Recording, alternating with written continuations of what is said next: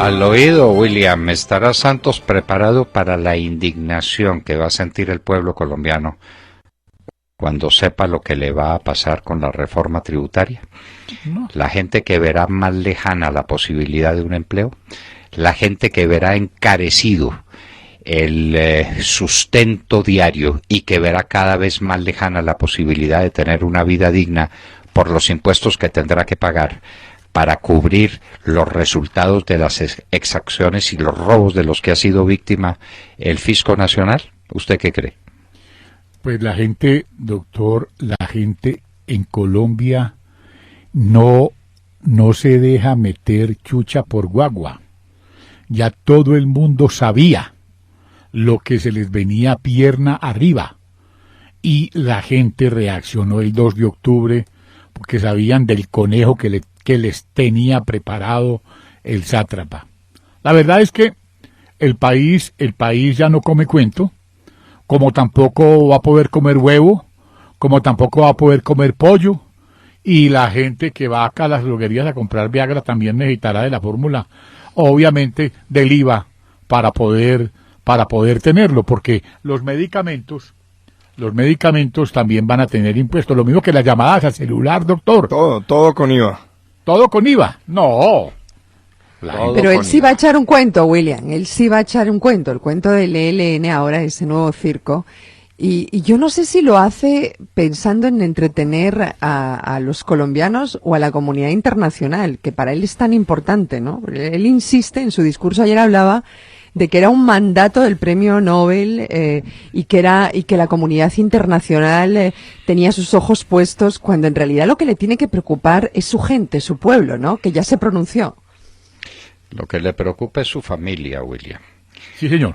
Lo más importante que el presidente ha tenido son estas conversaciones con las FARC. ¿Con quién las inició? Con su hermano.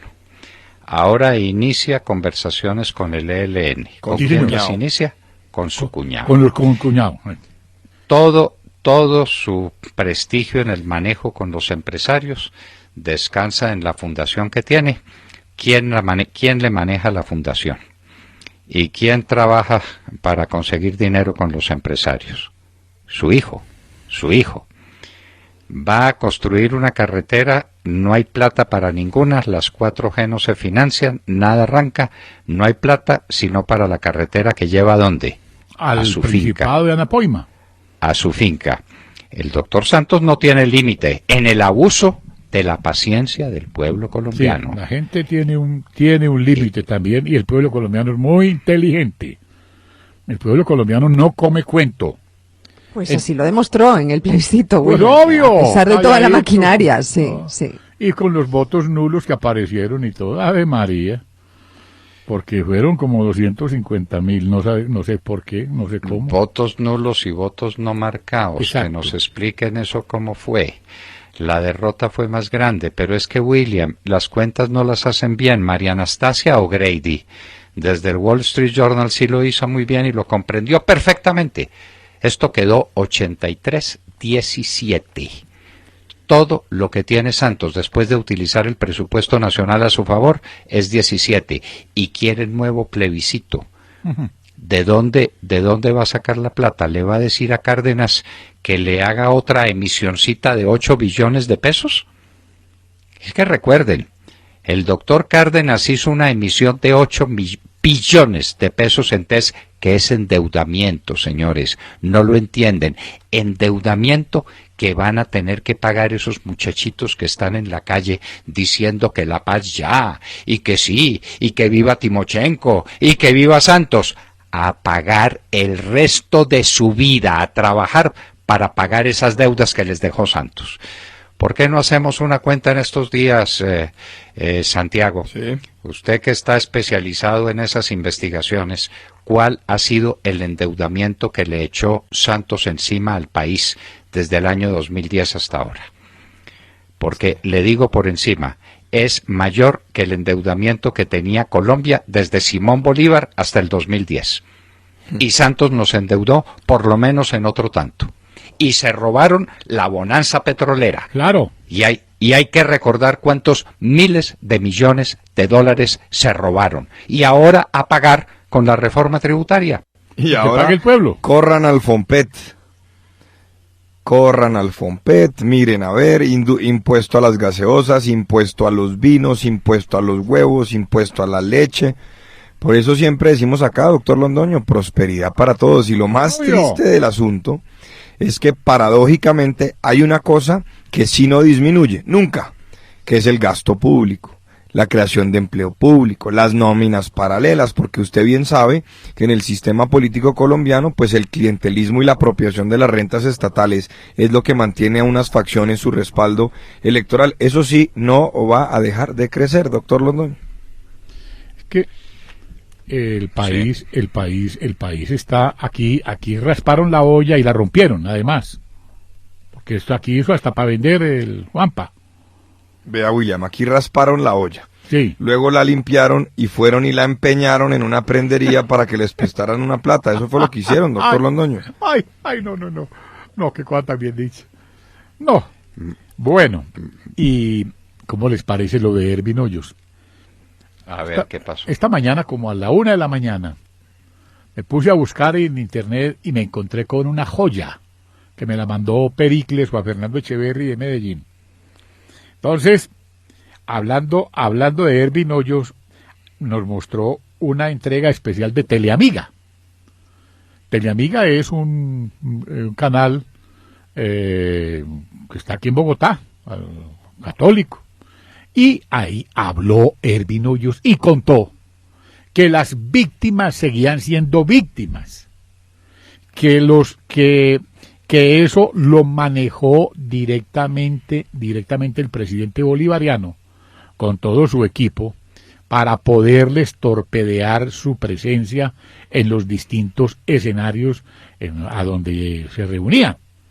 Por ejemplo, llegaron a Cali, allá tuvo que uniformar con camisetas blancas a sus amigos para poder llamar la atención de la prensa, con camisetas diciendo somos las víctimas, porque los desconocieron. Les pedían una lista y les decían no, ustedes aquí no están invitados. Llegaban y los señores de Marcha Patriótica, los comunistas, los amigos de Piedad Córdoba, los amigos de Iván Cepeda, les gritaban las cosas más aterradoras, les decían paracos, asesinos, y en esas condiciones se pretendía hacer un desagravio a las víctimas. Entonces, que el gobierno quería unas víctimas a su manera. ¿Y cómo la consiguió? Para poderlos llevar a Cuba, les ofrecieron puestos, como lo cuenta Ervin Hoyos en un reportaje a Teleamiga. Y yo dije, Dios mío, entonces, ¿cuál es la buena fe? ¿Cuál es la buena fe del presidente bolivariano? ¿Cuál es la buena fe de él? ¿Cuál es la buena fe de Juanpa? ¿Dónde está? Bueno, pero tenemos una lista de esos puestos, William, y de las personas que los recibieron.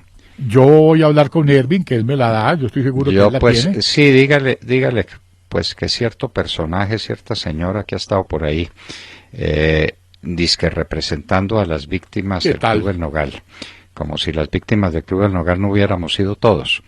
Pero desde luego hay, ¿cuántos muertos? 30 muertos y 200 heridos. Y todos golpeados en el fondo del alma. Pues obvio. Entonces, ¿será esta señora de las que tienen empleo? Miremoslo. Vamos a preguntarle a Ervin, preguntemos. Ervin destapó una cosa que nadie conocía, pero que pues, gracias a un medio ajeno obviamente a la mermelada, se logró conocer, porque los del 83%, doctor, no nos vamos a dejar, bajo ninguna especie. Los del 83%. Claro, porque los del 83% vamos a hacer esa es la cuenta, todo. Porque esa es la cuenta, es 83-17. Claro. Ese es el marcador, que no se da sino en partidos de básquetbol contra equipos muy malos. Les meten 83 y logran 17, la mesa del 17%. Y Santiago, la cuentica. Sí, señor. ¿De cuál fue el valor de la bonanza petrolera que se robó la mesa del 17%? ¿Y cuál fue el valor del endeudamiento del país en estos años? No ha parado de crecer. Eso no ha parado de crecer. Eso no ha parado de crecer. Fueron los 8 billones de pesos de TES que van. Todo eso lo van a pagar esos jovencitos, lo van a pagar eso en la calle. Esa deuda los espera. Sí. Y ahí no tienen remedio y no tienen solución. Y entonces se han movido porque son muy revolucionarios en favor de las FARC y en favor de Timochenko, que les parece su gran héroe. Pues a pagar el resto de su vida, porque esa cuenta no se las han hecho. La cuenta del endeudamiento del país, que gravita sobre quiénes. Doctor Londoño, y usted me permite un ejemplo que me está escribiendo un oyente aquí por el celular, a ver si ustedes están de acuerdo, William. Montserrat, sí. Miren esto, me dice un oyente, me dice, un huevo cuesta 300 pesos, de manera que con el impuesto del 5% del IVA quedaría costando 315 pesos, ¿de acuerdo? Eso es como las matemáticas sencillas. Pero luego entonces me dice lo siguiente, me dice, bueno, de manera que para yo comprar un huevo, pues tengo o que pagar 300 o pagar 350, porque 315 pesos no puedo pagar a no ser que sea por un medio electrónico. De manera que el IVA del 5% va a hacer que los precios se incrementen muchísimo más para poder cumplir con el IVA del 5%, pero además va a afectar la canasta complementaria. Es decir, las cosas que las personas solemos comprar para acompañar estos productos básicos. Y yo he estado revisando los datos, doctor Londoño, y tiendo a estar de acuerdo. Es decir, un IVA generalizado del 5% para la canasta básica familiar va a tener un incremento en los precios que va a ser cercano al 20% para que los comerciantes puedan cumplir con ese requisito. ¿Qué opina? Oh, y está muy bien hecha la cuenta. Desde luego que uno no compra un huevo, sino que compra varios, y comprando varios tal vez la cosa no sea tan dramática, pero que tiene un efecto obvio. El 5% más el 3% de IVA. No se les olvide la curva de la FED, el economista francés. Los impuestos no suponen mayor recaudo a partir de cierto nivel. Por encima de ese nivel, el recaudo empieza a caer, porque la gente se defiende y no paga el impuesto. Porque impuesto injusto, impuesto que suponga el empobrecimiento total del contribuyente, no funciona. Y Santos va a tener que responder a la ira inmensa del pueblo colombiano cuando descubra que todo este circo, que toda esta pérdida de la bonanza petrolera, que todo este endeudamiento adicional, que todo este desempleo que maquillan con el nombre de empleo informal y empleo por cuenta propia. Y empleo, ¿cuál es otra? Tienen otro término, además del empleo por cuenta propia y del empleo informal. Hay otra forma de disfrazar el empleo. La gente lo sufre, la gente lo padece y no está dispuesta a que le encarezcan además las cosas que compra en el mercado y las que compra en la tienda para vestir a sus hijos. Pero es que la gente lo ve. Miren en la nueva encuesta de Jan Haas, el 79%, es que se dice rápido ese porcentaje, 79% cree que la economía está estancada o en retroceso. 79%. ¿Qué más queremos? Ahí están las encuestas. Y cuando le cobren la plata de la reforma tributaria, lo que va a decir. Sí, señor. ¿Y qué tal los pensionaditos? A quienes los conegiaron y de qué manera. Uno se pone a observar las manifestaciones, los escritos de don Antonio Guijur, un periodista de la costa, que le cuenta al país diariamente lo que ha sido este dolor, lo que ha significado para los pensionados el conejo que les está metiendo Juanpa. Uno se pone a ver, por ejemplo, a un abogado como el doctor Oscar Iván Palacios de su oficina, recogiendo todas las opiniones de todo el mundo en ese sentido. Y eso son colas, porque la gente dice, nos atracaron. Afortunadamente hay abogados que están defendiendo a la gente de manera desinteresada y eso es lo que necesitamos. Y ya para rematar, doctor Londoño, porque no podemos dejar pasar por alto las amenazas de odio que se filtraron por parte de doña Claudia López con los famosos Oiga, qué Twitter. feo eso, ¿eh? Sí, Ay, ¿qué tal María Jimena Duzán? Uy. ¿Qué tal, hombre? Bueno, ¿y qué tal? Realmente Pues es que se les va la mano, Pues es que ahí tenemos una lista de cositas que dijo la gente. Pero es como que son realmente agresivas. Bueno, pero leámoslas, ¿no? Las tienen ahí a mano. Miren, aquí tengo una, mire, dice, léala. me largo de este país no digo la palabra, ojalá recluten De miércoles, jueves y viernes, mejor dicho. Ojalá recluten y maten a sangre fría a todos los hijos de los perros que votaron por el no. Querían guerra, pues que se forme él. Otra palabrota. Entonces lo que yo digo es, oiga, y esto no da. Espero que la guerrilla mate muchos campesinos que apoyaron el no y que los soldados se los entreguen en pedazos a todas las familias y que los policías lo maten uno a uno. ¿Qué es eso, Montserrat? Todo esto No, en redes sociales. pero que escribió Claudia López. Votar sí. Claudia López, votar sí en el plebiscito se volvió moñona que deleita. Salir de las FARC y volver a derrotar a Uribe. A por ellos. No, y lo que dice al lado. Y si matamos a todos los antioqueños. ¿Qué tal? Bueno. Y María Jimena Duzán, me da vergüenza ser colombiano. Háganme el favor. Bueno, a mí sí no me ha dado vergüenza ser colombiano, con todos los dolores de este país. Además, qué falta de respeto por la opinión de un altísimo porcentaje de la población colombiana. Pero qué sentido, qué poco sentido democrático, una señora que se identifica inclusive con retrato, María Fernanda Piñeros Kardashian, dice, esto no lo digo con dolor, pero de verdad deseo que a cada persona que votó por el no le maten a algún familiar en un atentado o alguna masacre, de la misma manera que lo vivimos mucho que quisimos el sí hoy. País de lo que sabemos. De manera que el deseo muy cariñoso y muy pacífico de esta señora es que maten a cada uno de los colombianos, que le maten a alguien. Los que hemos vivido la violencia y lo que hemos padecido, las atrocidades de estos guerrilleros, sabemos, o llamados guerrilleros, ¿sí? Sabemos lo que eso significa, pero que vamos a desear que a otros les pase lo mismo, pero que vamos a querer matar a toda la gente, pero por favor, y esos hablan de paz. Y estos son los de la paz. Son sí. los de la paz. Qué contradicción, ¿no? Y tenemos una invitada muy especial, porque la salud de Colombia, doctor, por fin. Porque ella sí conoció a fondo lo que son estos del ELN y lo que eso significa y lo que significa para el país, algo de lo que lo quieren distraer.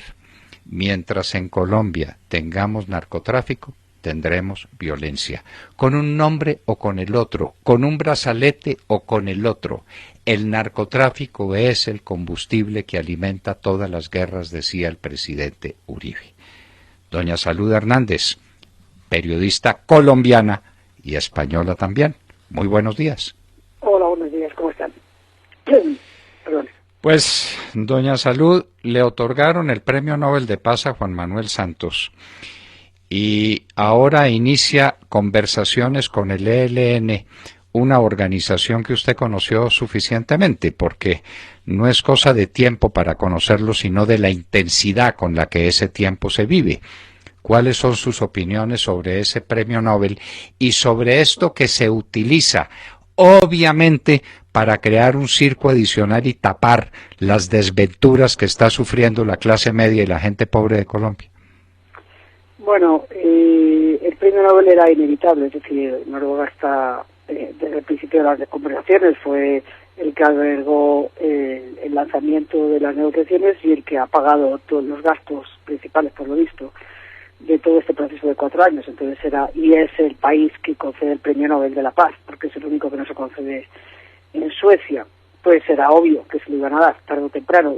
Yo pensé que de pronto se lo daban el año que viene en lugar de este, pero lógicamente ellos tenían que hacer valer su posición en Noruega, como que han invertido en un proceso que tenía sentido, y le dieron el premio Nobel para compensar, yo creo, el resultado de las urnas.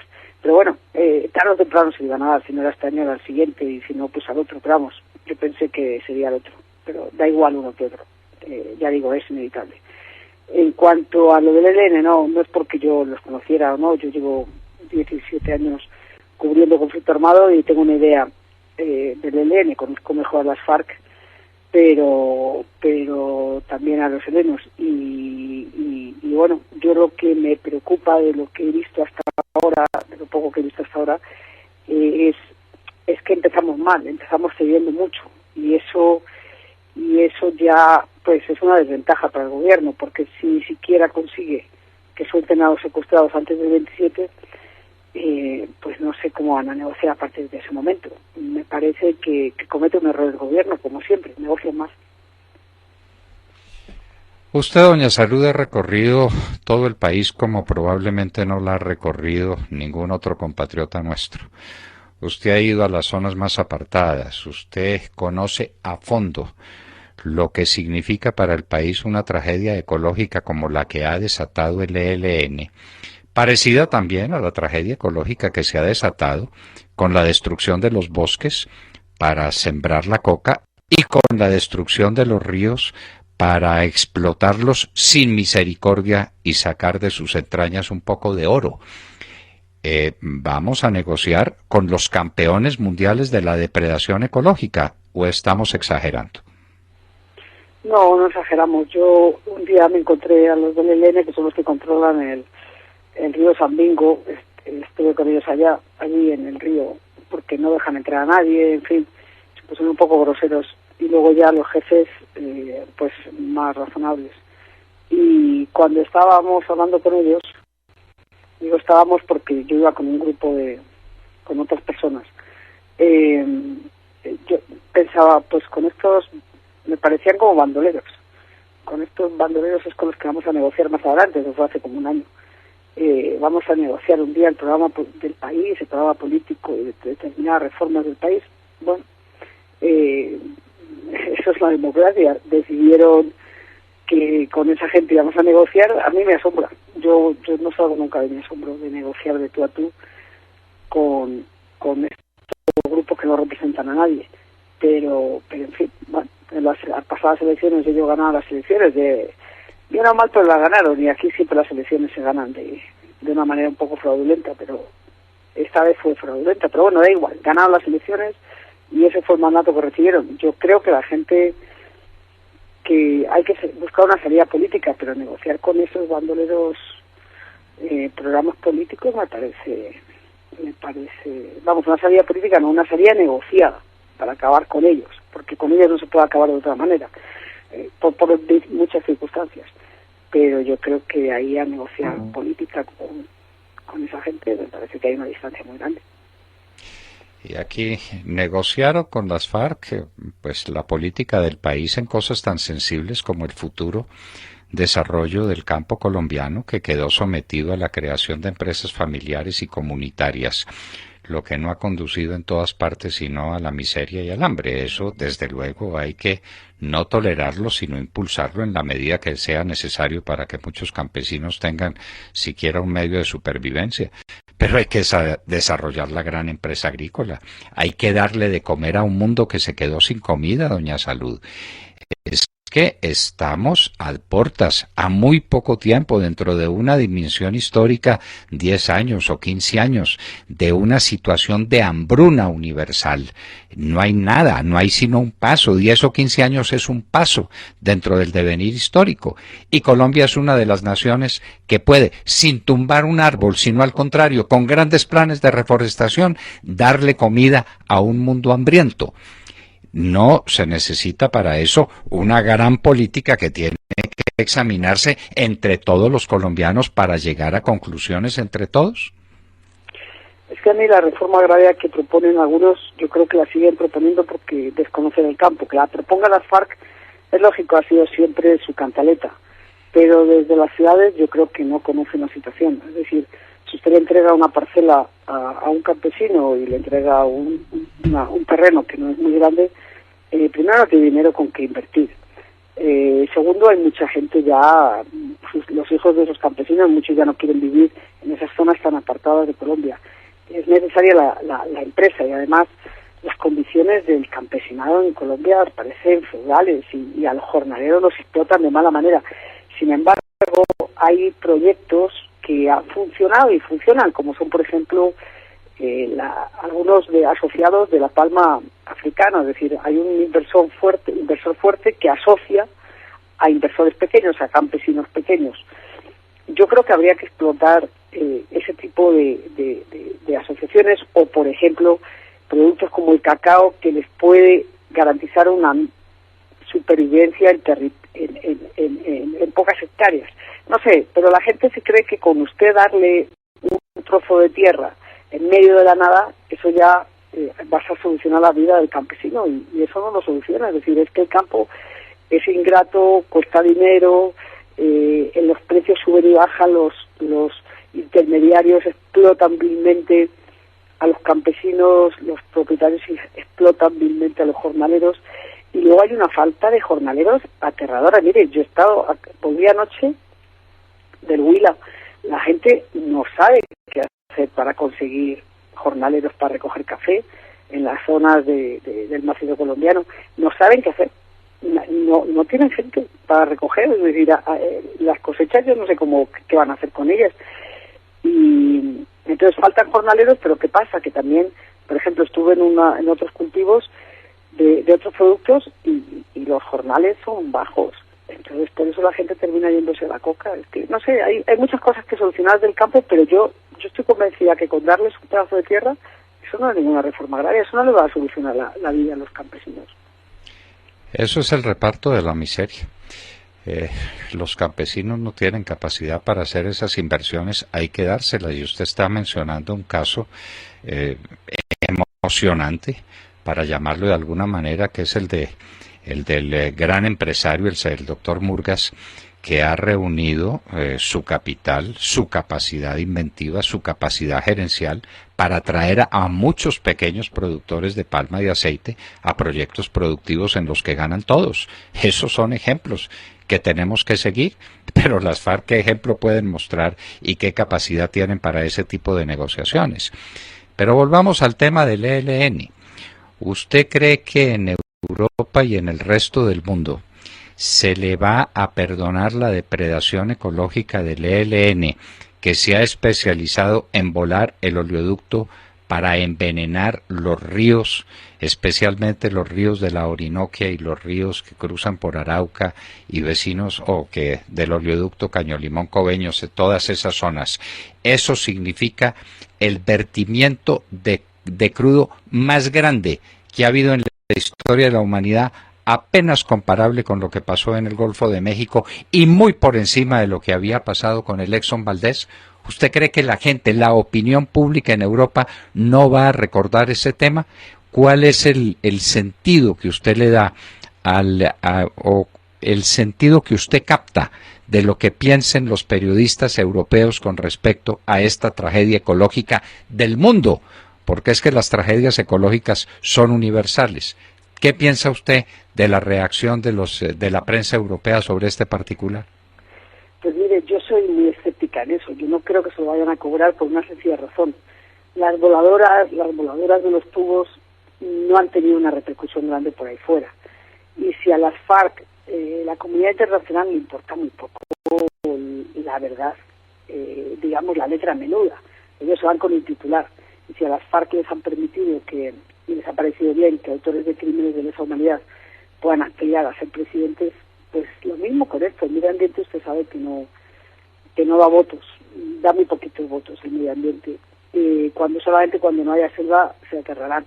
Pero yo, que llevo tantos años trabajando para un periódico español, las voladoras de tubo muy pocas veces las he podido meter en una nota, es decir, no aprecian el horror. Pero y alguna vez hemos sacado algo de los ríos con la minería ilegal, alguna vez, pero a la tercera ya se aburren. Es decir, es como aquí, ¿cuántas veces puedes hacer algo de minería ilegal? La gente se aburre, no le para bolas al medio ambiente.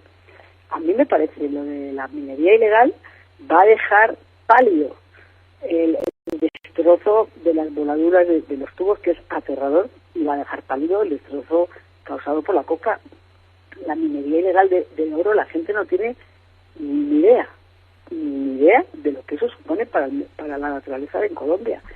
Y eso ya está desbordado. Es decir, eso ya se le salió de las manos hace años al gobierno y está desbordado. Es un problema ya social que yo no sé cómo lo van a solucionar, pero eso no es nada fácil. Y mire, yo he estado en zonas que he ido los últimos años, he vuelto después, yo no doy crédito a lo que...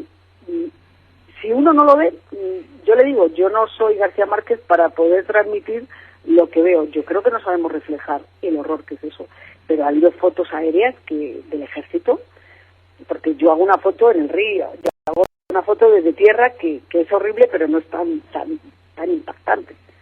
Pero hay fotos que son aterradoras. Y yo creo, doctor Londoño, yo creo que la gente no es consciente. Es decir, lo de las voladuras de tubos, yo que iba por el Putumayo cuando volaban tanto, una vez desde La Hormiga a Puerto Asís, no, La Hormiga no me acuerdo a qué punto es, varios kilómetros, contamos que tenía una voladura una o dos voladuras por kilómetro, es decir, era una barbaridad. Y los ríos anegados de petróleo, porque además en esas zonas rojas muchas veces no van, o pasa mucho tiempo. No, eso no le importa, no le importa a nadie, desgraciadamente. No, yo creo que la gente no aprecia la magnitud del desastre. Y otra cosa, además esos que destrozan el medio ambiente son los que nos van a pontificar sobre el medio ambiente, son los que van a pontificar sobre cómo hay que explotar la tierra, ¿no? Ellos, los del ELN. Claro. Yo recuerdo alguna vez que visité Tres Esquinas con unos empresarios colombianos y con un gran periodista francés, con Guy Sormand, que seguramente usted ha leído en algunos de sus libros. Visitamos Tres Esquinas. Eso es sencillamente el paraíso terrenal. Yo no he visto un espectáculo parecido de belleza que lo que hay en Tres Esquinas. Y pregunté por la riqueza ictiológica. Dije, bueno, pero aquí no hay una gran riqueza ictiológica, no hay muchos peces, no hay una actividad pesquera importante. Me contestaron, no hay un pescado vivo. No, son ríos, pues 3 ríos gigantescos que se unen, no hay un pescado en ninguno de esos ríos. Los precursores químicos, lo que vierten a los ríos, los que fabrican la pasta de coca y después el clorhidrato de cocaína, no dejaron un pez vivo. Pero si usted va en esa base, si coge un helicóptero y va hacia Ecuador, verá usted el contraste tan brutal entre los dos países. En el otro país hay selva y aquí no hay nada. En Colombia no hay nada. Es impresionante. Esas son las zonas donde uno se aterra más. Pero a nadie le importa. Ahí seguimos felices, duplicando la superficie de coca cultivada. También no se puede imaginar las quemas. Las quemas es aterradora. Las quemas para la agricultura. Cómo están talando la tala ilegal es peor.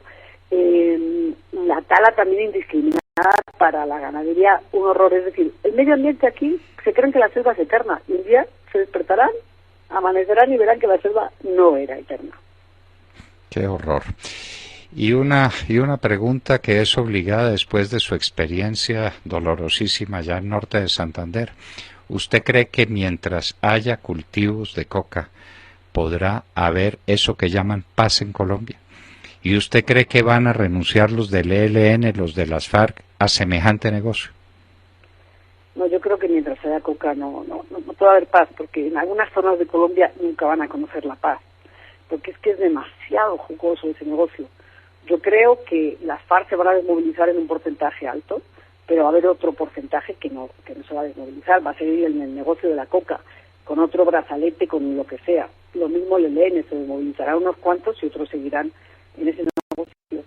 Y aparecerán otras bandas. Es que es demasiado, es que la cantidad de coca que hay es aterrador. Y luego este presidente nos ha dado cuenta que al duplicar la superficie, también duplica los gastos, es decir, solo volver a donde estábamos hace 3 años ya es un sacrificio gigantesco presupuestario para el país y social. Es que usted va a esas comunidades y usted va a comunidades que tienen 30 años de tradición cocalera, son como los cafeteros, 30 y 40 años, y después ha metido, por ejemplo, coja un ejemplo, Tacuyó, eso no es coca, eso es marihuana.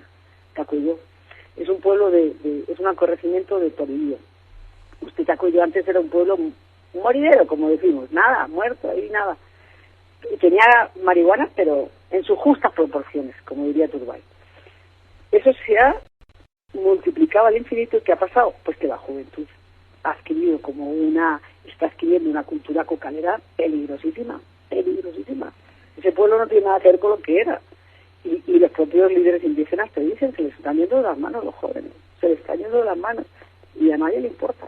Y consumo de estupefacientes en los pueblos remotos de Colombia es otro problema gordísimo que tampoco quiere ver el gobierno. Pero bueno, aquí seguimos todos felices celebrando el premio Nobel y bueno, que se lo disfruten ellos.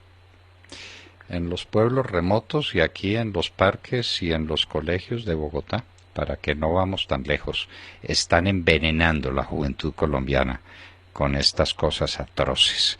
Y entonces vamos a descubrir el problema social, el problema humano que eso representa demasiado tarde. Por ahora es la tragedia de unas familias que la viven en silencio porque les da vergüenza contar que su muchachito de 12, 13 o 14 años está o cayó víctima de las drogas. Cuando eso se multiplique, vamos a ver de qué tamaño es el problema y cómo esta sí era una cuestión de orden público concebida en el amplio valor que la expresión tiene.